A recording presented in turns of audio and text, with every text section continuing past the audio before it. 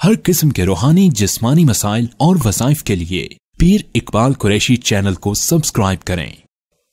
نحمدہ ونصلی علی رسولہ الکریم، اما بعد فاعوذ باللہ من الشیطان الرجیم، بسم اللہ الرحمن الرحیم۔ بہت سے مرد اکثر پریشان ہوتے ہیں کہ بیوی نافرمان ہے، بد زبان ہے، جھگڑالو ہے، اور وہ بہت زیادہ ٹینشن کا شکار ہوتے ہیں۔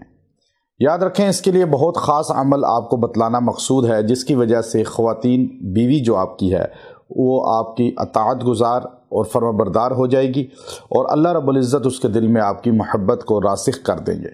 سرکار دو عالم صلی اللہ علیہ وسلم نے فرمایا کہ اگر سجدہ مخلوق میں سے کسی کو جائز ہوتا تو میں عورت کو حکم دیتا وہ اپنے خاوند کو سجدہ کرے، لیکن سجدہ اللہ کے علاوہ کسی کو جائز نہیں۔ آپ علیہ السلام عید کی نماز پڑھانے گئے تو آپ نے خواتین سے خطاب کرتے ہوئے فرمایا، اے عورتوں، میں نے جہنم میں زیادہ تعداد عورتوں کی دیکھی ہے معراج کی رات جب میں سفر پہ گیا۔ خواتین نے پوچھا، اسماء بنت عمیس رضی اللہ عنہا نے، یا رسول اللہ اس کی وجہ کیا ہے؟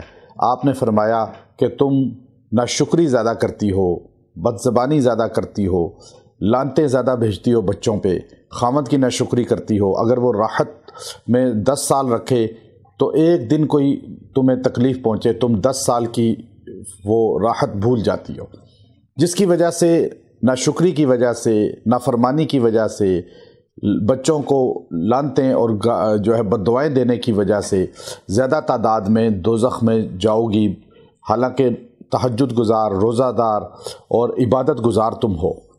اس لیے یاد رکھیں، خواتین کو یہ سوچنا چاہیے کہ اپنے خاوند کی خدمت کریں اور خاوند کو جواب نہ دیں، اس کے ساتھ بد زبانی نہ کریں۔